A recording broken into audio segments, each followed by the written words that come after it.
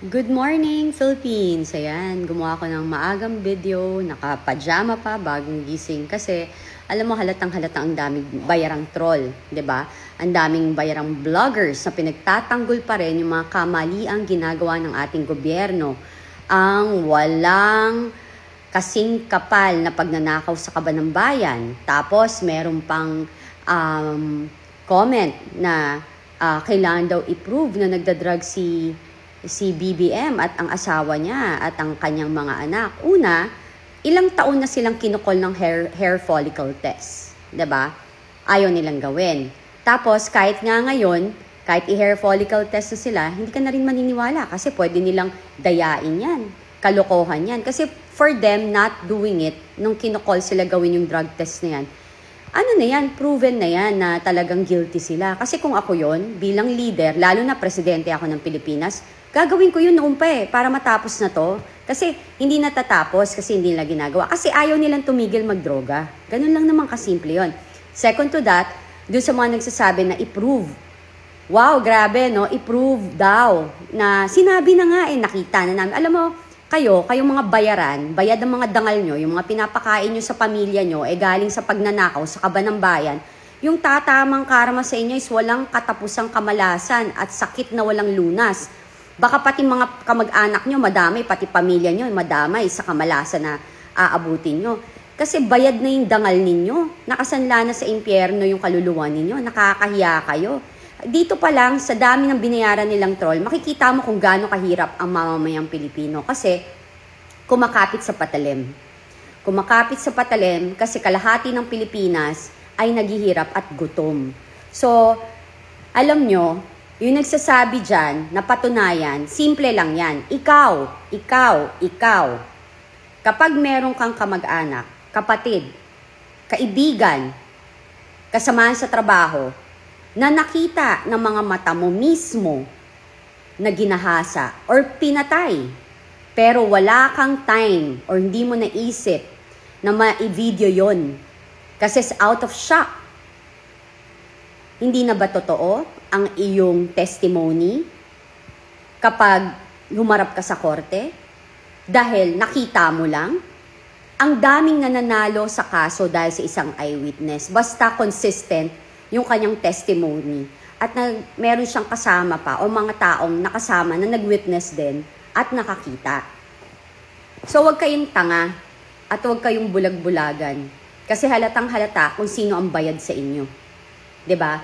Halatang halata na nakikinabang kayo sa mga nakaw ng kaban ng bayan.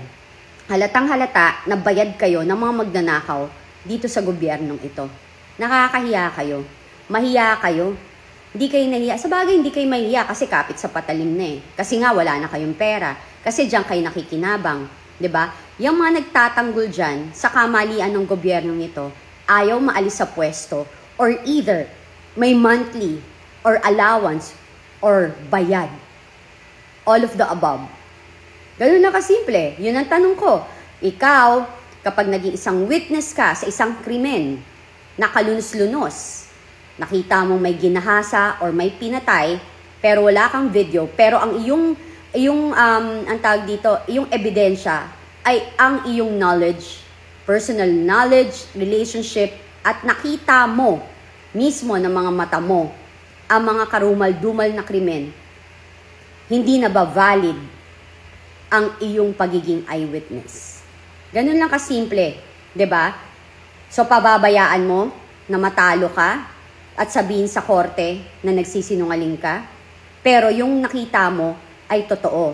Yung nakita mo, ikaw mismo nandun dahil tinutukan ka ng barel or na-shock ka kaya hindi mo na naisipang mag-video. Same din yan. Pag nagdodroga ang kaibigan mo or nagdodroga, nagiinuman kayo, bivideohan mo ba yung kaibigan mo? Or kasama mo? Di ba ang weird nun? Baka sabihin pa na, ba't mo ako binivideo? Di inaway ka pa? Katangahan yun. So kayo, mag-isip-isip kayong logic nyo. Kasi hindi kayo lumalaban para sa bayan. Rather, lumalaban kayo para sa pakinabang nyo sa kaban ng bayan. Dahil nakikinabang kayo dun sa mga kasabwat sa pagnanakaw sa kaban ng bayan. Tas normal lang, okay lang sa inyo na may adik tayong presidente kasama pamilya nila. Ang dami dyan. Alam mo, wag na tayo maglokohan. Dyan sa mga artista, yung mga fashion designers, alta sosyedad, marami silang kasama dyan. Hindi ko lang nga pinapangalanan kasi kung gusto nyo, kayo na nagtatanggol sa kanila, sabihin na natin kung sino, saang bahay, ginagawa nila yan. Tapos, lahat kayo magpa-drug test. Pero hindi dito sa Philippines doon sa Singapore. Tapos merong mga witnesses ng iba't ibang organization. Kunwari Catholic, INC, KOJC, JIL, Christian, Muslim. Tapos iba-ibang grupo na makita nila hindi pinalitan yung talagang kinuha yung buhok. Mismo hindi tago. Alam mo yon, so tigilan nyo. Huwag nyong pagtanggol, huwag mo nyong itatama or gagawing tama yung kamalian ng iba nga, yung ginawang kamalian ng iba. So tumigil kayo kasi kasumpa-sumpa kayo. Hindi nyo ba nahalata? Diyos na naglatag Diyos na mismo nagpakita kung bakit nalaman natin na may malaking nakawan dito sa gobyerno.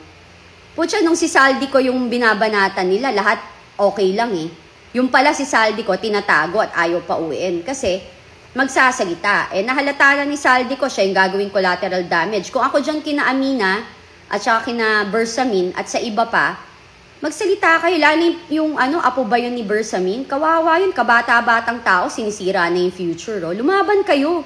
Etong gobyernong to, ang trato sa inyo, basura. Tingnan mga tawag nila sa pera, basura Lahat kayo magsalita, kasi noong pa, sinabi na nila, lahat makukulong, hindi lang ang pamilya nila. So mag-isip-isip kayo, even doon sa mga congressman, naisipin nyo nga si Saldico, siya na nga yung napakinabangan, ginawa pa siyang, binaboy pa siya. Siya na ngayon yung sinasakripisyo. So maging matalino kayo, lahat kayo, magsama-sama at magsalita kayo. Dahil hindi pwedeng sila makakalusot tapos kayo, makukulong. Sila yung higit na nakinabang dito, kakapal ng muka. O di ba kasumpa-sumpa.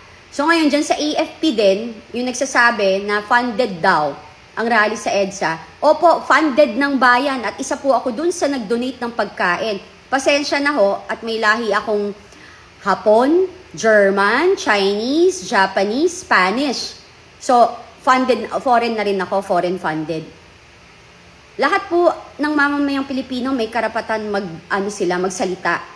Kasi kahit po kayo dyan sa AFP, yung iilang leader nyo dyan, nahalata ko kung sino nakikinabang at bayad ng mga magnanakaw sa gobyerno. Huwag niyong sirain ang pangalan ng kasundaluhan. Huwag niyong idama yung malilinis at may integridad na sundalo. Nakakahiya kayo pa yung mga leader, kayo pa yung nagpapakita ng kamalian. Napakasinungaling niyo po. Grabe kayo, napakasinungaling niyo. Nakakahiya kayo. Dapat sa inyo, binoboykot kayo ng mga nyo, kasamahan nyo. Kasi nakakahiya, sinisira yung pangalan ng kasundaluhan. Ang pangit ng imaheng pinapakita nyo. Ang loyalty nyo po ay sa mamamayang Pilipino at sa bayan, hindi sa isang tao katulad ng presidente.